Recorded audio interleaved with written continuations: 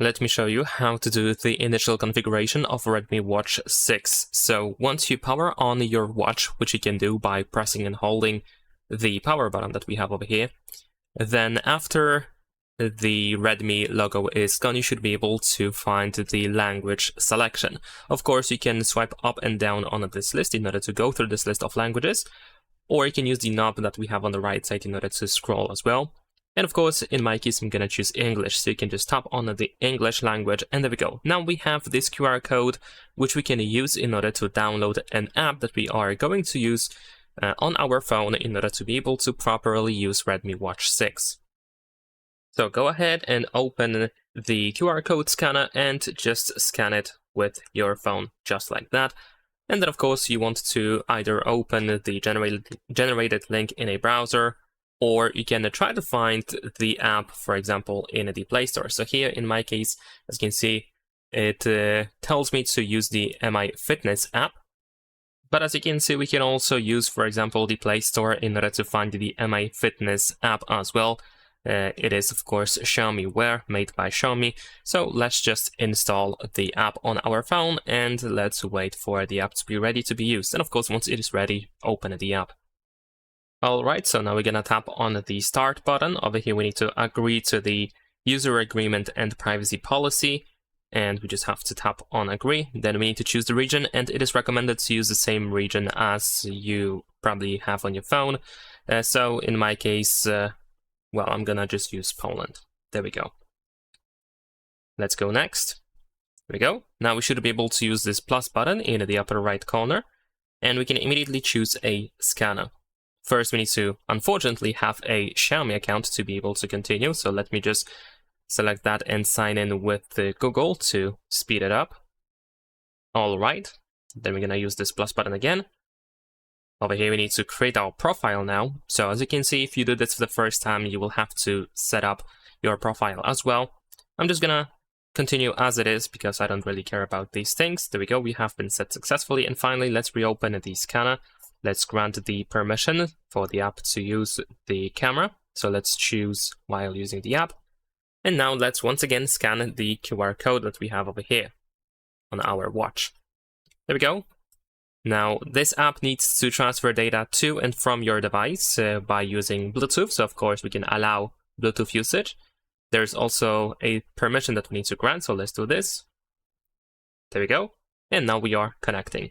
Over here, we need to confirm that we want to pair. So over here, just tap on this check and confirm on your phone as well. And there we go. Now we are paired. So let's tap on it on our watch. And we can tap on the next over here.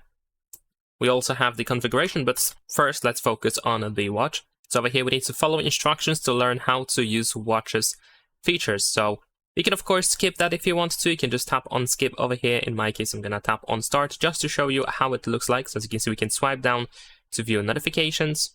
There we go. This is how it looks like. You can swipe up to view widgets. There we go. Then we can press the power button to open the control center. There we go. And then we can press and hold in order to edit the watch face. And there we go. This is how it looks like. Now let's learn more. We're gonna learn how to swipe to view the next prompt. So there we go. Here we can press the crown to return to the watch face. So if we do this, we should be able to return to the watch face, especially if you have an app opened. So let's see, I guess here now it doesn't work, but let's just tap on done over here. Tutorial complete, so let's tap on this check. And there we go. So now we should be able to view our notifications, for example. We should be able to open the control center where we can find a bunch of different options.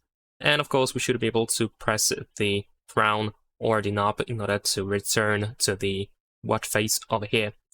Of course, as you can see here on the phone, we also have the configuration, so we can see the app layout. We can choose to have icons and text, or list. I'm gonna stick with icons, but of course you can just choose whichever option, whichever layout you prefer.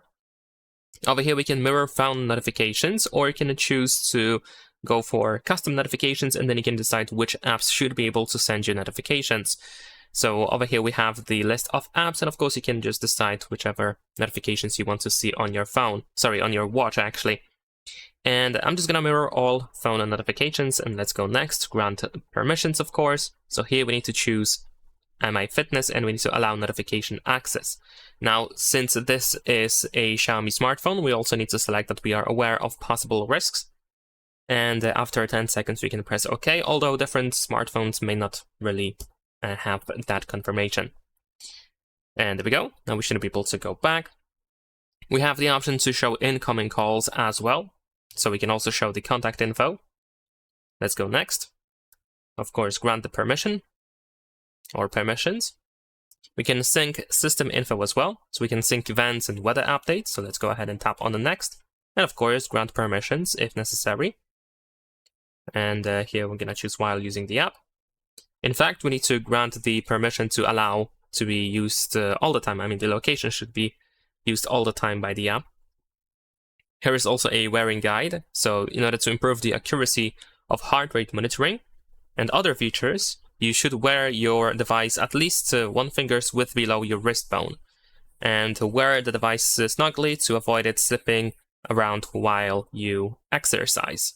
So essentially, if you take a look at your wrist bone, you should be able to determine, like, if you put 1 finger, then here is probably the area where you should wear your smartwatch. So more or less here, essentially. You should be able to put it on your hand.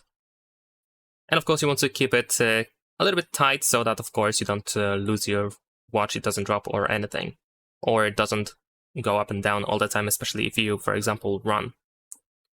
Alright, so now we are ready to go. Let's tap on start on our phone. We have some more updates that we can, of course, do. So we should be able to go to details over here and then update our smartwatch. This, I believe, can be done in the background. So let's go ahead and exit this. Actually, no, we have to stay in here. So if you need to update, then of course you want to do so over here, and we need to wait until it is done.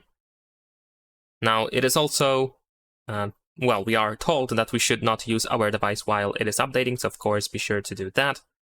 To not use the watch. There's also the watch connection protection, so connection protection is off by default. Your watch may not receive calls, messages, or notifications from third-party apps, and its battery life may decrease. We need to turn it on in order to make sure that everything is fine. So here we have the information about the watch connection protection. And we also have some setting methods, like, for example, we have the instruction to turn off the battery saver. We can allow app auto start, we can lock the app in the background, and so on and so forth. So be sure to check these options out in order to follow them and perform on your phone. Now, the watch is in the meantime updating, so of course we need to wait until it is done. We also have the information about the state of our watch that is currently right now. We also have a certain permission required, so if you don't allow My Fitness app to run in the background, the device may not receive notifications and so on. So let's tap on the turn on once it is actually connected again. So while it is updating, unfortunately, we just have to wait until it is done. So let me just wait for that. Alright, the watch is now updated. As you can see, it is also connected straight away. I actually didn't have to do anything, although we have the sync button. So in case something is not properly synchronized, you can of course use that button. Let's try to grant the permission and now, whether we can or not. So I guess we are redirected to the connection protection. So let me just show you what you need to do step by step to actually do so. So for each of these options, you should be able to open settings over here, and then you should be able to set to no restrictions, at least in the case of the battery saver. Let's also go to background apps. There we go. It is also set to no restrictions straight away. We also have the auto start, so let's go ahead and enable auto start for this app. Of course, on your smartphone, it might look slightly different because, well, this is just in the case of the Xiaomi's Hyper OS operating system. Well, OS is the operating system, but you get the idea. It might look slightly different, for example, on Samsung or on OnePlus or on Oppo, on Motorola, on Google Pixel, and so on and so forth. But essentially, you should be able to use these instructions and follow the redirection to settings to actually set everything up. You actually have instructions step by step also on your screen, so be sure to follow them. And now the watch is pretty much done. It is fully set up and you should be able to use it without any issues whatsoever. Of course, we also have some additional settings here and there inside of the app, so make sure to check them out if you want to personalize and customize your watch. And that's pretty much it. Leave a like and subscribe.